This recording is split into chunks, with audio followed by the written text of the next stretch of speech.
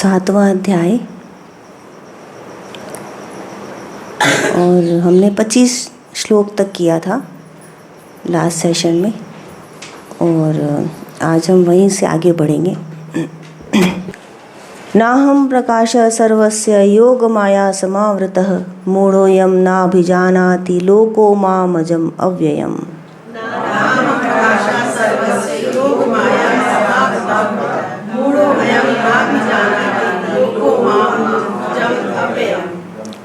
वेदाहं समतीतानि वर्तमानानि चार्जुन भविष्याणि च भूतानि मां तु वेद न कश्चन।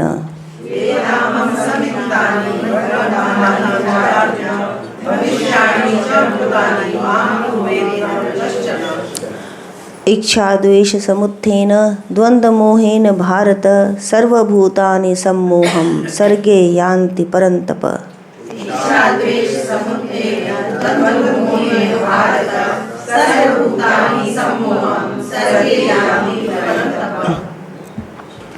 येषां त्वन्तगतं पापं जनानां पुण्यकर्मणां ते द्वन्द्वमोहनिर्मुक्ता भजन्ते मां दृढव्रताः।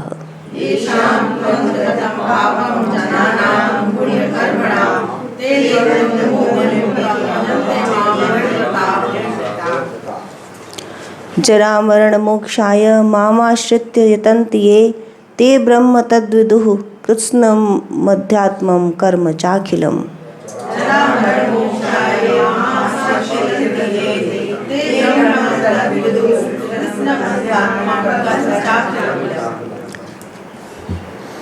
साधिभूताधिदैवं मां साधियज्ञं च ये विदुः प्रयाणकालेऽपि च मां ते विदुर्युक्तचेतसः।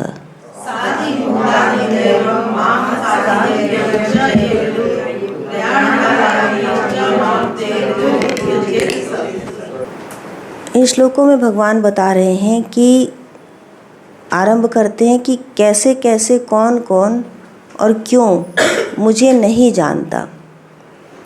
तो एक कारण ये हो गया कि ये जो लोक है इसमें जो मूढ़ निवास करते हैं वह मेरी योग माया से आवृत हैं। ज्ञानी जन योग माया से बाहर आ जाते हैं और मुझे जान लेते हैं, श्रद्धा भाव से मुझ पर समर्पण करते हैं और मुझे पा लेते हैं। लेकिन जो ज्ञानी नहीं है, जो मुझ में श्रद्धा नहीं रखता, जो भक्ति नहीं करता, वह योग माया से उसका ज्ञान ढक जाता है और मुझे इस त्रिगुणमयी माया के कारण नहीं जान पाता। 26वें श्लोक में भगवान बताते हैं कि काल भी अपनी त्रिविध योजनाओं से जीव जगत को बांध लेता है। भूत भविष्य और वर्तमान की काल विधि से लोगों का ज्ञान, मनुष्यों का ज्ञान आवृत्त हो जाता है और वो देख नहीं पाते। भगवान कहते हैं, हे अर्जुन, मैं भूत भविष्य और वर्तमान के प्राणियों के विषय में जानता हूँ किंतु वे मुझे नहीं जानते। तो ये जैसे एक स्वप्न दृष्टा है। सभी लोग स्वप्न देखते हैं। स्वप्न में क्या होता है वो हमको पता होता है। कितने लोग स्वप्न में घूम रहे हैं, क्या कर रहे हैं, तो स्वप्न देखने वाला जानता है। लेकिन मान लीजिए आपने स्वप्न में देखा, अपने भाइयों को देखा या अपने दोस्तों को देखा, उनके किसी घटनाक्रम को देखा, तो यू आर अवेयर। लेकिन जिनको आप देख रहे हैं वो नहीं जानते कि उनको कौन देख रहा है।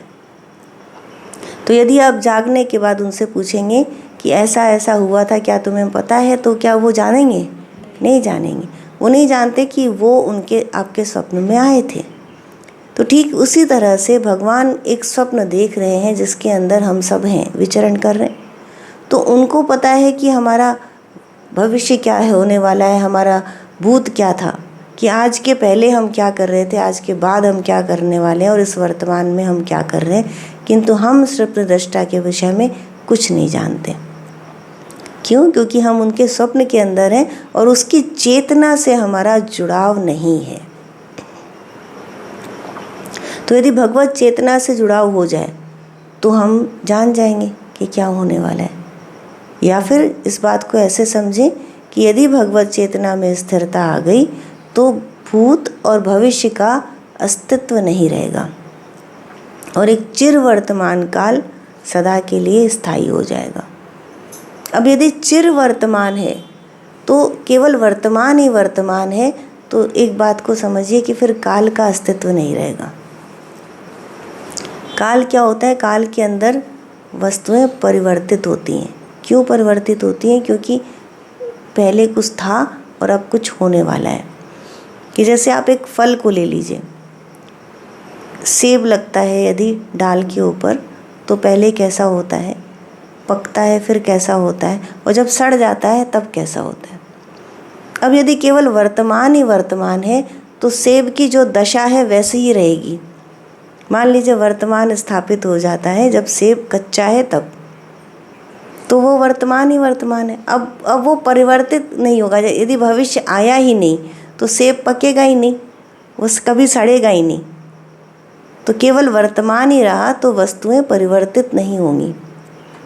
आप जैसे अभी हैं वैसे ही रहेंगे, कभी बड़े और बड़े होंगे ही नहीं, कभी आपके अंदर वृद्धावस्था आएगी ही नहीं। तो इसका मतलब क्या हुआ कि समय परिवर्तित नहीं हो रहा, परिवर्तन नहीं हो रहा। अब परिवर्तन नहीं हो रहा तो फिर काल भी नहीं, काल नहीं है तो क्या रह गया? शून्य। तो भगवान कह रहे हैं कि मैं भूत भविष्य और वर्तमान को जानता हूँ, मैं उसे देख सकता हूँ, वह मेरे ही अंदर घटित हो रहा है। लेकिन इस मृत्यु लोक में रहने वाले मूढ़ जन उस काल को नहीं जानते, वे मुझे नहीं देख पाते, मुझे नहीं समझ पाते।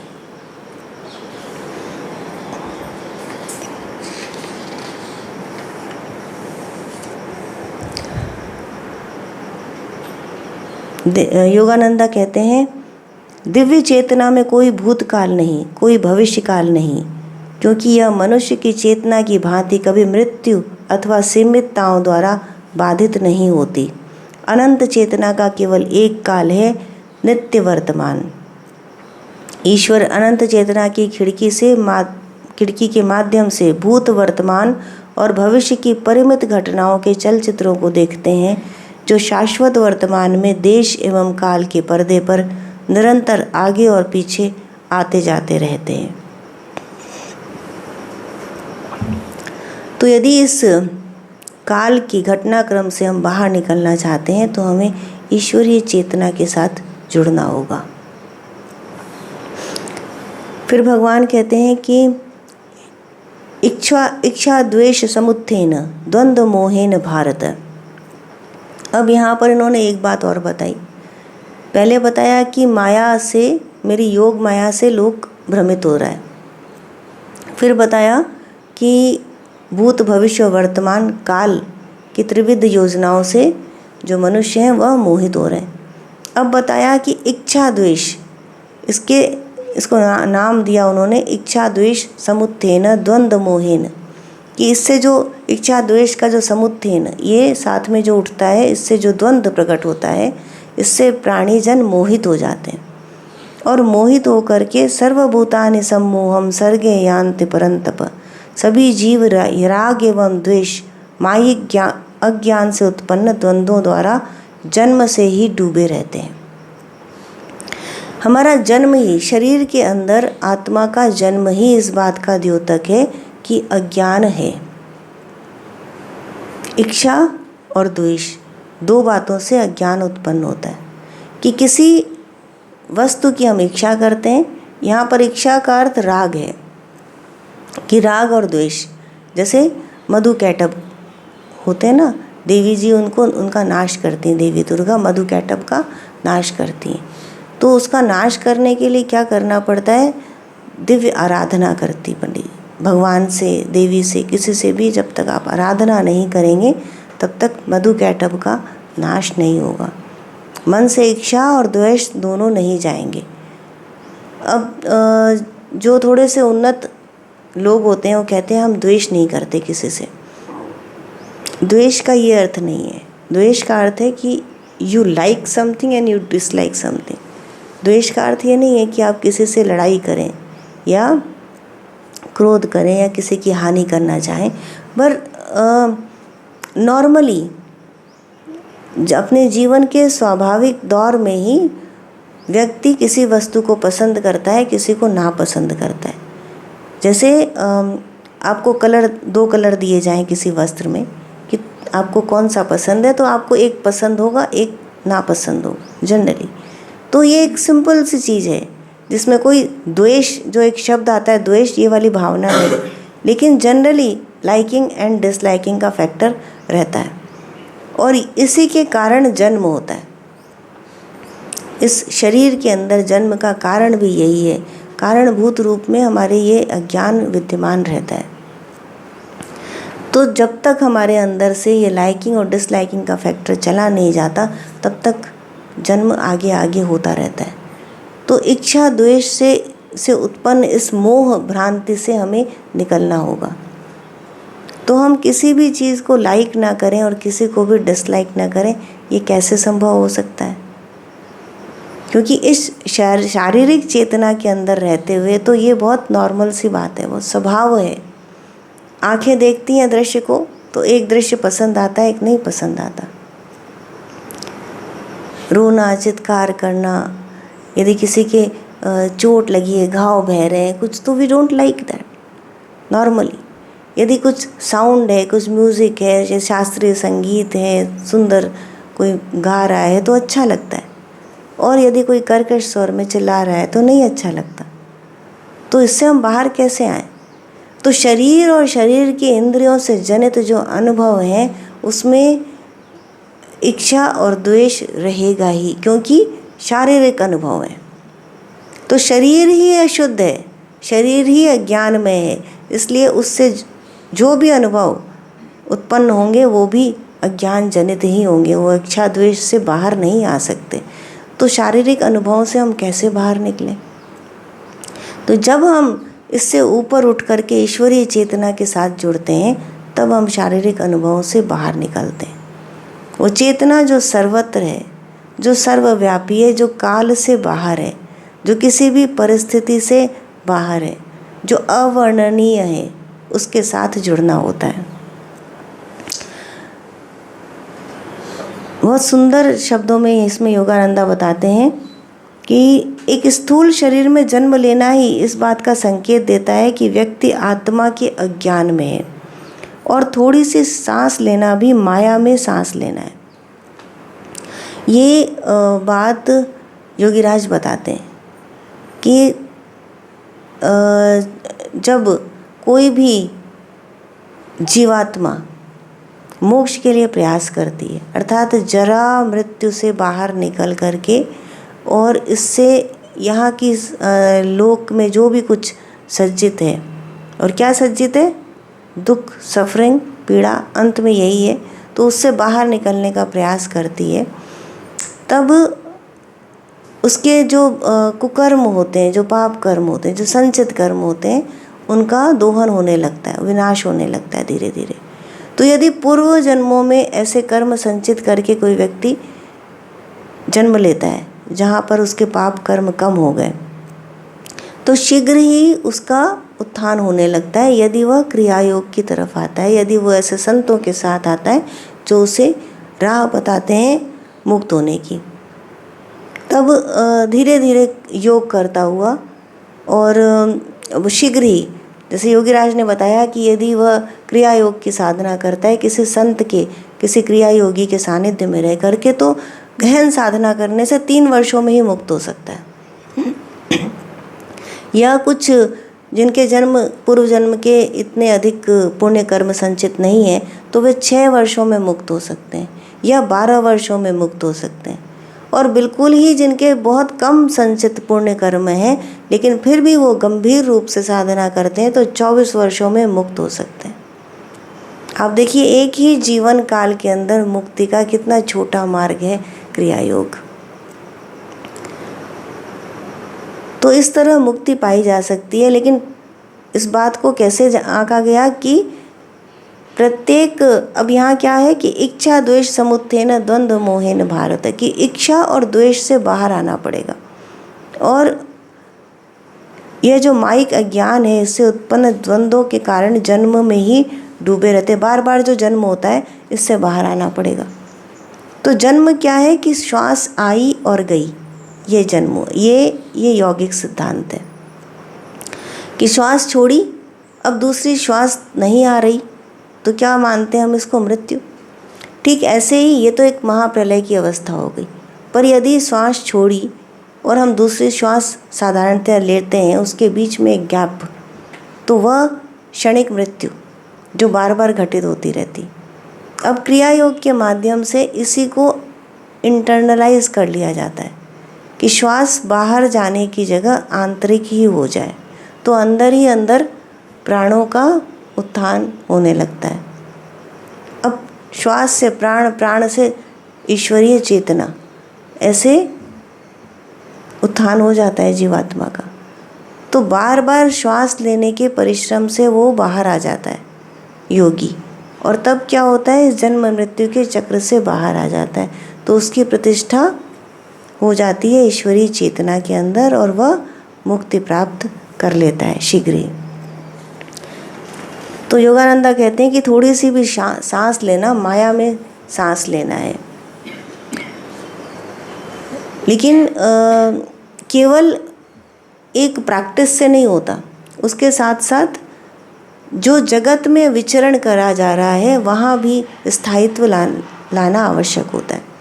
कि यदि आप सांस की तो प्रैक्टिस कर रहे हैं, लेकिन जो जगत में आपका आचरण है वह इच्छा द्वेष के साथ बंधा हुआ है, तब ये कार्य नहीं हो पाएगा। क्यों नहीं हो पाएगा? कि मान लीजिए आपने एक बर्तन में जल रखा हुआ है, जल में आप अपना प्रतिबिंब देख रहे हैं, तो स्वच्छ है, साफ है, दिखाई दे रहा है।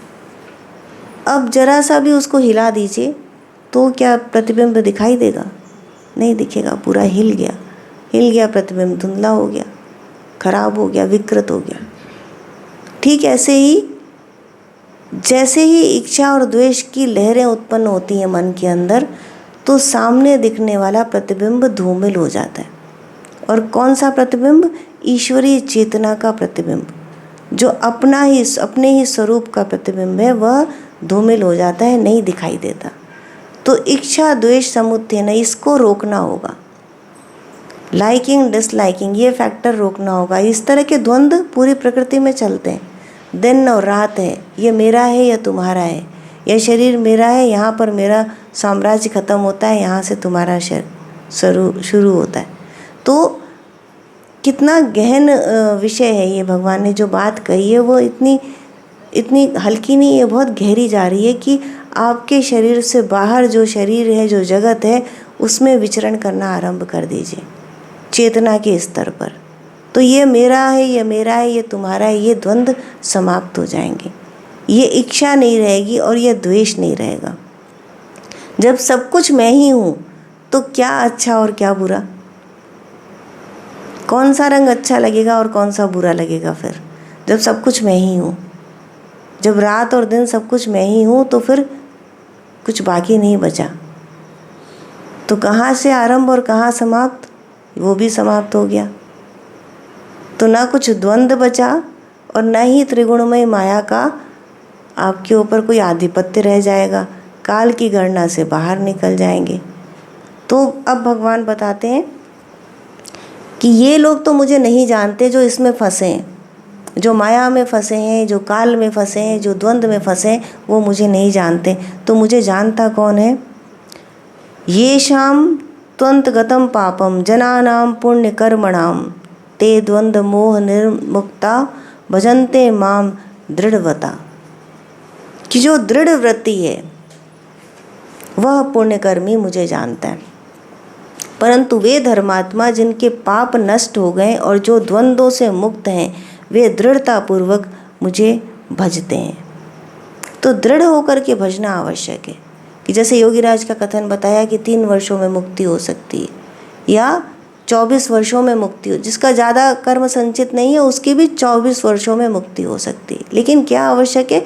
दृढ़ वृत्ति होना, उसी जगह पर रुका रहना, उसी को वही अभ्यास करते रहना जो बताया गया गुरुओं द्वारा, संतों के द्वारा, उसको पकड़ के रखना।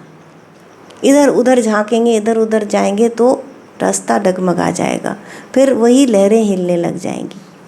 तो श्रद्धा हो, जो कार्य कर रहे हैं, जो ध्यान साधना, जो अध्यात्म, जो स्टडी जो भी की जा रही है उसके ऊपर श्रद्धा, और श्रद्धा के साथ साथ दृढ़ वृत्ति होना कि करना है ये कार्य तो करना है। अब नींद आ रही है तो भी उठना है। तो अब शरीर कह रहा है नहीं, तो शरीर तो क्या है, वह तो जड़ है, वह अज्ञान में है। अभी भगवान ने बताया ना कि यदि जन्म भी लिया है, यदि आत्मा शरीर के पात्र के अंदर है तो वह अज्ञान में है।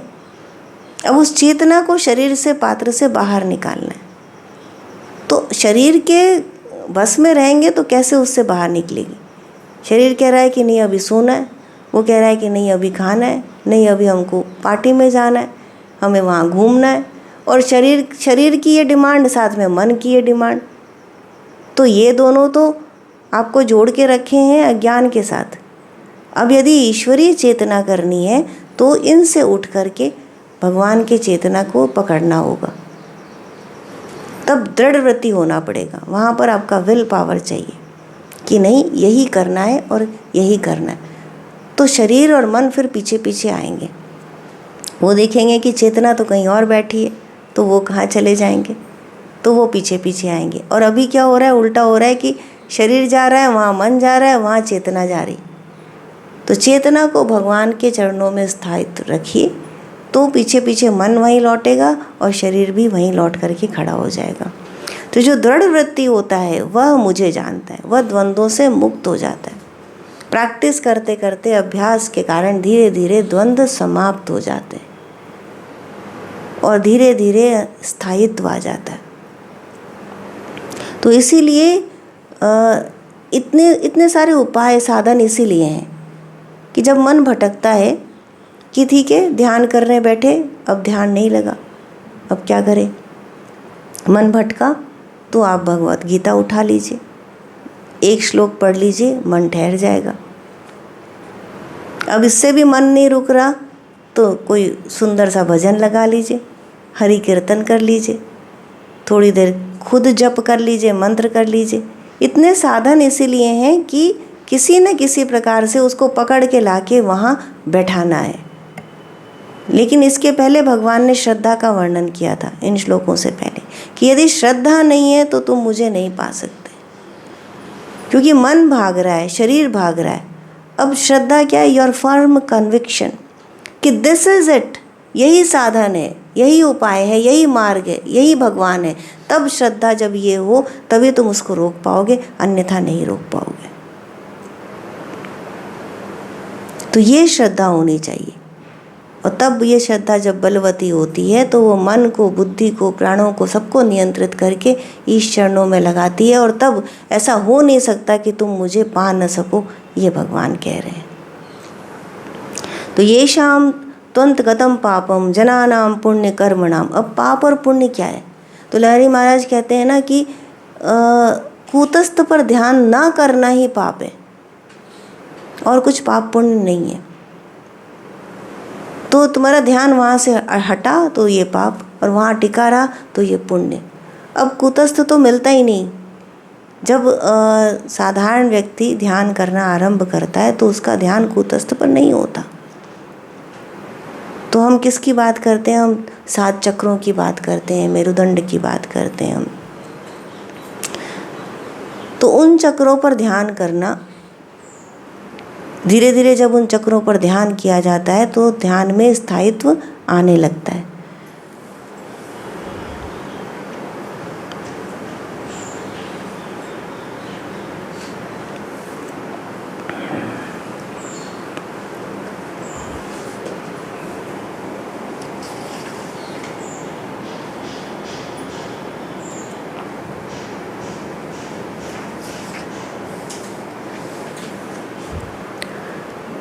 येषां त्वंत गतम पापम जनानां पुण्य कर्मणाम ते द्वंद्व मोह निर्मुक्ता भजन्ते माम दृढ़वता।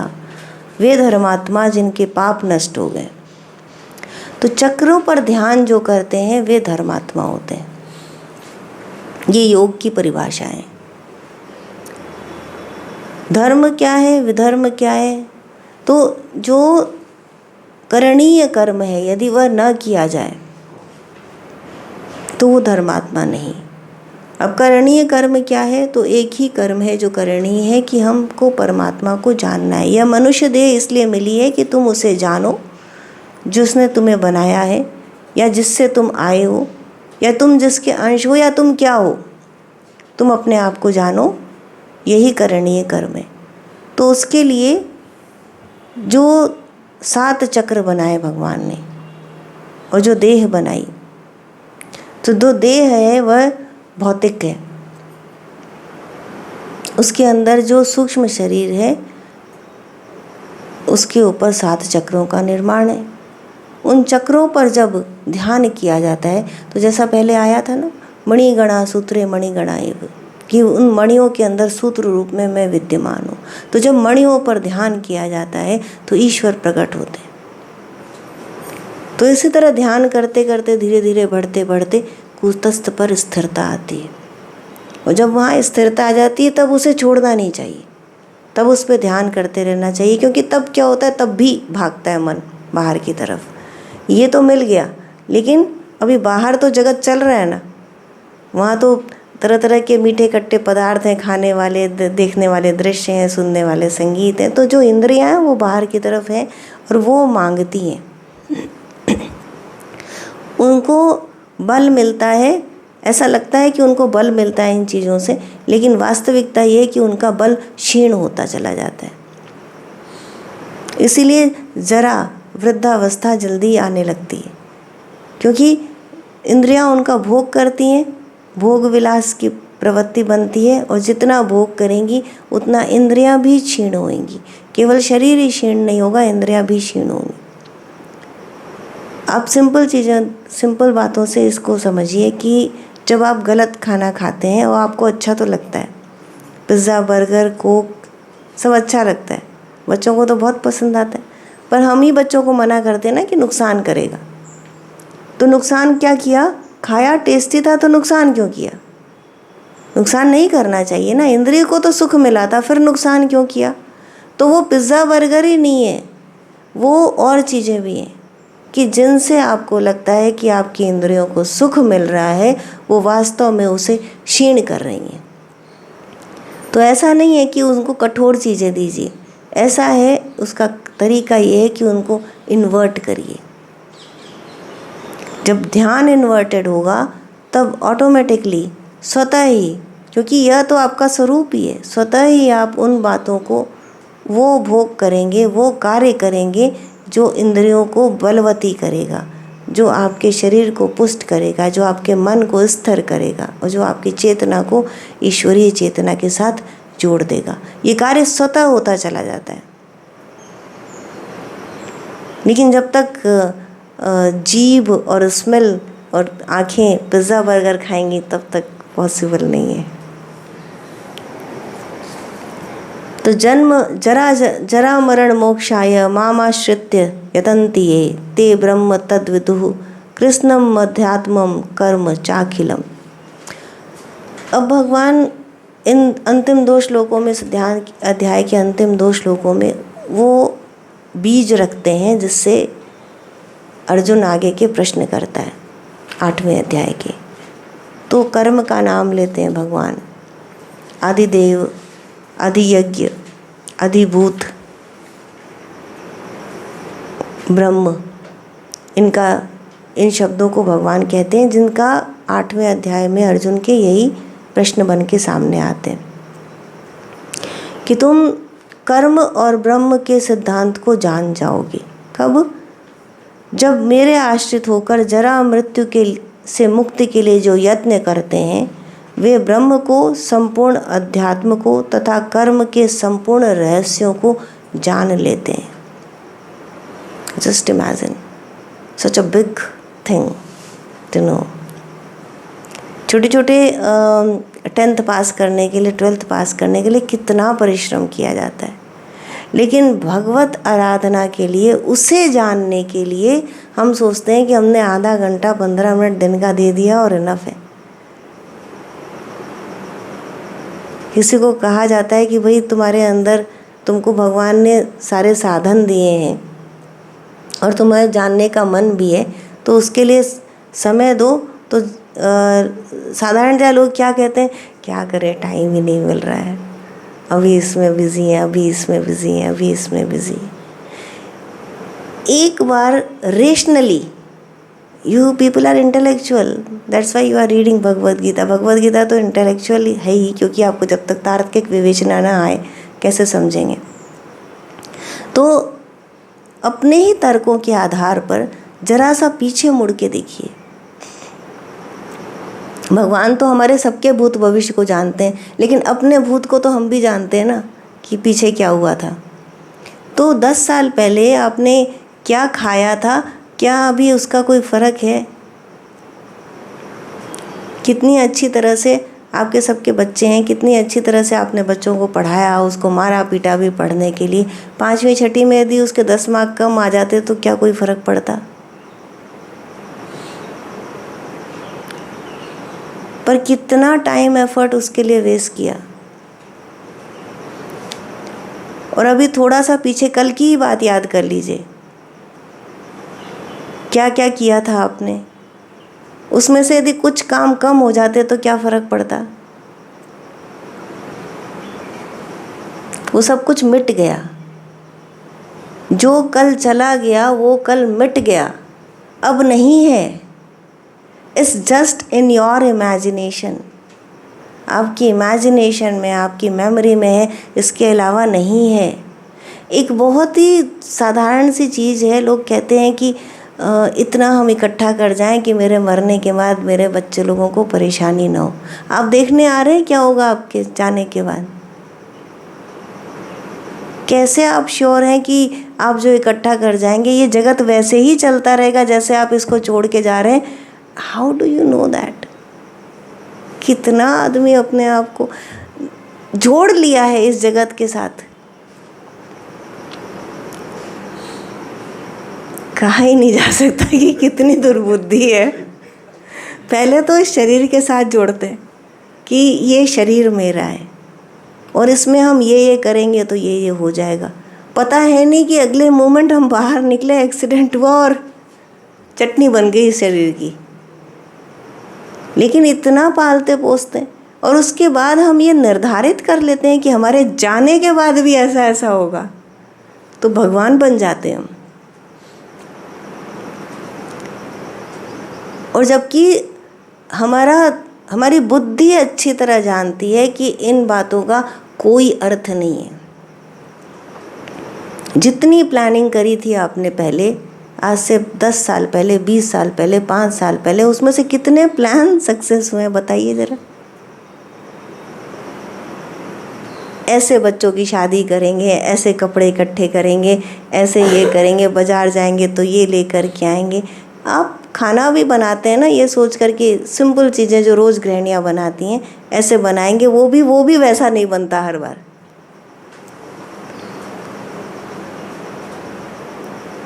आपके किए से कुछ नहीं होता, लेकिन फंसे रहना है हमको उसी में। तो भगवान क्या कह रहे हैं कि जो जरा मरण से बाहर निकल के मोक्ष के लिए प्रयास करता है वो तो पहले तो इस सब से बाहर निकलना हो। इतनी जो बना रखे हैं हमने, इतना ड्रामा अपने चारों तरफ क्रिएट कर रखा है, उस सब से बाहर निकल के सोचने की योग्यता यदि नहीं है तो इन बातों का कोई मतलब ही नहीं।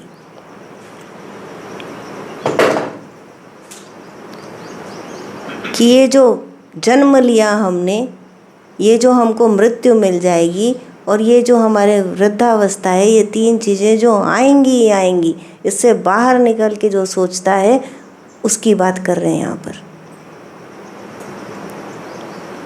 तो यदि ये सारा प्लानिंग कर रहे हैं आप, 5 year plan, 10 year plan, life insurance और एवरीथिंग, कि हमारे जाने के बाद ये इकट्ठा करके, या हमारे जाने के बाद क्या ये भी तो इकट्ठा करते हैं हम कि घर में इतना दाल चावल, इतना कपड़ा, इतना ये कि हम पहनेंगे खाएंगे। एक बात बताऊं, यदि आप बंद कर दें सब करना तो भी आप आराम से सालों निकाल लेंगे, इतना सबके घर में इकट्ठा होता है। फूड ज़रूर लेना पड़ेगा क्योंकि वो पेरिशेबल आइटम है, नहीं तो वो भी इकट्ठा कर लिया होता। तो इतना जो संजो करके सहेज करके रखते हैं ना, तो जरा मरण मोक्ष आए, इस सब से बाहर निकल के इस बात को एक्सेप्ट करके कि ये इस सब से कुछ नहीं होना, ये रेशनल नहीं है। जैसे स्वप्न में कोई स्वप्न देखते हैं और स्वप्न के अंदर जो चित्र चल रहा है उसके अंदर लोग क्या क्या दुख सुख सहन कर रहे होते हैं, जब वो जागते हैं तो हम हंसते हैं कि वो क्या था। ठीक ऐसे ही जब आप जागेंगे एक दिन तो आप हंसेंगे कि ये क्या था। तो कहीं ये ना हो कि जगने से पहले मृत्यु हो जाए, तब जानते हैं क्या होगा। जगने से पहले यदि मृत्यु होती है तो ये जो आत्मा है, जो शरीर के अंदर जीव आत्मा है, शरीर के खोल में बंधी है, शरीर को सत्य समझ रही है, शरीर के खोल में बंधी है, तो टोटली अज्ञान के अंदर है, पूरी तरह से अज्ञान के अंदर है। तब क्या होता है कि वो उसको शिफ्ट करना पड़ता है, अपने शरीर के माध्यम से, इंद्रियों के माध्यम से इस जगत को भोग रही है। और जब अब मृत्यु आएगी ना, वो तो अब खड़े हैं सामने ही हम, चलो तब क्या, तो उसको जो शिफ्ट करना पड़ता है। तो संसार के अंदर से, जैसे छोटे बच्चे स्ट्रॉ से पीते हैं ना, जूसेस है, कोल्ड कॉफ़ी है, तो वो पी रही है, वो लगातार उसको एंजॉय कर रही है। अब वो स्ट्रॉ हट गए, अब वो कोई पांचों इंद्रियां काम करना बंद कर दी मृत्यु के समय। अब क्या, शरीर से खींचने लगा प्राण, तो जिसके माध्यम से हम जगत का दोहन कर रहे थे वो माध्यम छूट गया। अब क्या, लेकिन अभी चेतना है, बाकी है, निकला लेकिन अभी फंसा हुआ है। फंसा हुआ है क्योंकि मन लटका हुआ है कि हमको ये चाहिए। हमारे परिवार खड़ा दिखाई दे रहा है, हमारे धन संपत्ति है, हमने उसके अंदर रुपया छुपा के रखा था, वहाँ हमारा प्राण अटका हुआ है, तो कैसे निकलेगा। तो वो अटका हुआ है। अब वो अटका हुआ है लेकिन दोहन करने की क्षमता नहीं रह गई। जैसे एक पैरालाइज्ड पर्सन होता है ना, कि हाथ पांव काम नहीं कर रहे, वो दशा हो गई। तब अब क्या करे, तो छटपटाने लगता है।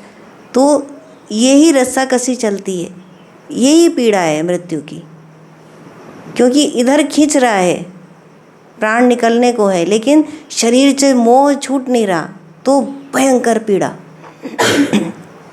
और उसी समय क्या होता है कि जो कुछ हमने जिया, जो कुछ अभी तक किया इस जन्म में, वो सब के सब चित्र खड़े हो गए, स्मृति वहाँ पर आ जाती है, जो कुछ हुआ अब तक का, और क्षणांश के अंदर सब कुछ दिख गया। अब ये भी दिखाई दे गया कि हमने क्या किया था, जो नहीं करना चाहिए था किया था, जो करना चाहिए था नहीं किया था। और उसमें जो अधिक मोह में फंसे हैं उनको और मोह के जो कारण है वो और दिखाई दे जाते हैं, तो और अधिक मोह पैदा हो जाता है। तब क्या होता है कि मन यहाँ से तो शिफ्ट हुआ, प्राण यहाँ से तो शिफ्ट हुए शरीर से, लेकिन रह गए अभी सूक्ष्म शरीर के अंदर, वहाँ से नहीं निकल पाए। तो अब सूक्ष्म शरीर में चेतना आ गई, अब उसके पास में इस जगत को दोहने के साधन नहीं है सूक्ष्म शरीर के पास, तो छटपटाने लगता है, जीव छटपटाने लगता है। इसी को नरक की वेदना कहते हैं, बुरी तरह छटपटाता है। हाथ पाँव नहीं है उसके पास, खाने को कुछ नहीं है, मुंह नहीं है, कैसे खाएगा, कैसे हाथ पाँव नहीं, कैसे चलेगा, कैसे उन भोगों को एंजॉय करेगा, कैसे अपने लोगों को देखेगा। तो उसकी इस दशा को देख करके फिर भगवान क्या करते हैं, उसको उसी के अनुरूप योनि में डाल देते हैं, दूसरा जन्म मिल जाता है कि तुम छटपटा रहे हो, लो अब तुम जिसके लिए छटपटा रहे हो वो तुम्हें मिल गया। कि जैसे यदि खाने में मन अटका हुआ है, रोटी में मन अटका हुआ है, दूध में मन अटका हुआ है, तो कुत्ता बिल्ली बन जाओ, भोग करो, ठीक है ना। अब यदि धन में मोह अटका हुआ है, तो रुपये के ऊपर बैठे हुए हो, तो कीड़े बन जाओ, तुमको बिठा दिया एक सिक्के के ऊपर, स्वर्ण के ऊपर, बैठे रहो उसके ऊपर, उसका भोग करो। और किसी को मार करके, किसी को यातना पहुंचा करके तुम आए हो, तो यातना है तुम्हारे दिमाग में, मोह किससे है, उस यातना से। उस यातना को तुमने एंजॉय किया जो तुमने किसी को दिया है, तो तुम उस यातना को पुनः एंजॉय करो, ऐसी योनि तुम्हें मिलेगी। तो तुमको यातनाएं पड़ रही हैं अब,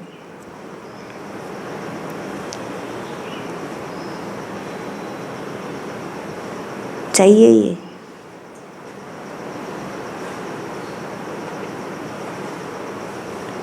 तो बाजार तो लगा के बैठे हो।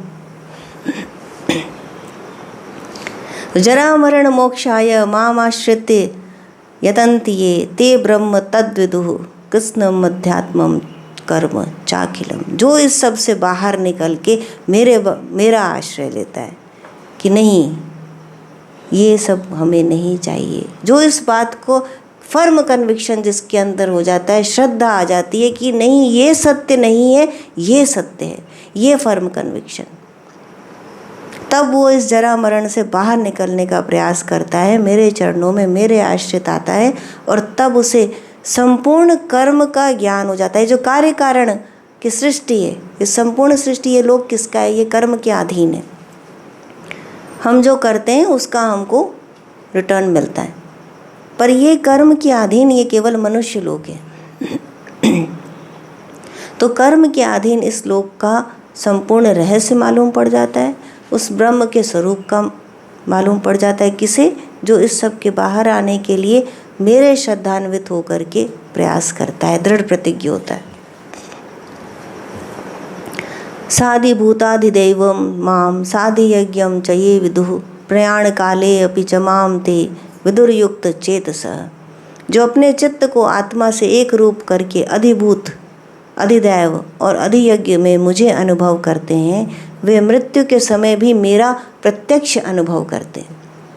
तो ये जो दशा बताई वो उनकी जो ज्ञान में है, और जो भगवान में है, जिनकी चेतना भगवान में स्थित है, जो इस शरीर से निकल करके उस चैतन्य सत्ता को अनुभव करते हैं, अपने जीवन काल में इस शरीर के अंदर रहते हुए जो शरीर को छोड़ करके उस ईश्वरीय चेतना में युक्त रहते हैं, उसके साथ युक्त रहते हैं, उनका प्रयाण काल कैसा होता है? इससे बिल्कुल विपरीत होता है। समय आते ही वो, क्योंकि वो तो है ही नहीं, बंधे ही नहीं है शरीर के साथ। जो शरीर के साथ बंधे हैं ये तो उनकी गति है, लेकिन जो शरीर के साथ पहले से ही बंधा नहीं है, तो जब समय आया तो बहुत सुंदर शब्दों में लिखा है योगानंदा ने यहाँ पर, वह प्रसन्नता से एक भव्य प्रस्थान करता है। भव्य प्रस्थान होता है योगी का, किस प्रकार कि वो तो पहले से ही मुक्त है, तो अपने शरीर से निकल गए तुरंत, और मन की चेतना पे स्थिरता आ गई, मन की चेतना से तुरंत उनका प्रयाण हो जाता है कारण शरीर में, और वहाँ से निकल जाते हैं ईश्वरीय चेतना में।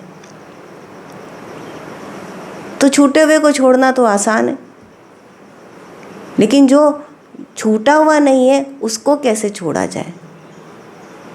जैसे बंदर का बच्चा होता है ना, पकड़े बंदर को, बच्चा पकड़े अपनी माँ को, और माँ भी जानती है कि बच्चा पकड़े, तो दोनों छोड़ने तैयार नहीं एक दूसरे को। ये स्थिति होती है, अज्ञान में होता है सत्ता जिसकी उसकी। लेकिन जो भगवान में है वो तो भगवान को ही पकड़े है, वो शरीर को पकड़े ही नहीं है, तो छोड़ा ही, जिसको पकड़ा ही नहीं है उसको छोड़ना क्या? समय आया तो उसको वो रह गया, यहाँ पर वो गए। तो एक भव्य प्रस्थान होता है उनका, और फिर उनका पुनर्जन्म नहीं होता तब तक, जब तक कि यदि भगवान चाहते हैं कि उनका पुनर्जन्म हो, उसकी जो सत्ता है, उनका जो डिवाइन प्लान है, उसमें यदि वो चाहते हैं, तो उन संतों का यहाँ पर अवतरण होता है लोगों को राह दिखाने के लिए, जैसे लाहरी महाराज हैं उनका। तो भगवान कहते हैं कि मैं तुम्हें मोक्ष दे सकता हूँ, मैं तुम्हें मोक्ष दूंगा, ये भी निश्चित है कि एक समय आने पर तुम इससे निकलोगे जरूर, लेकिन वो तुम्हारे हाथ में है कि तुम कितना प्रयास करते हो, कितना शीघ्र, कितना सच्चा प्रयास करते हो। जय श्री कृष्ण।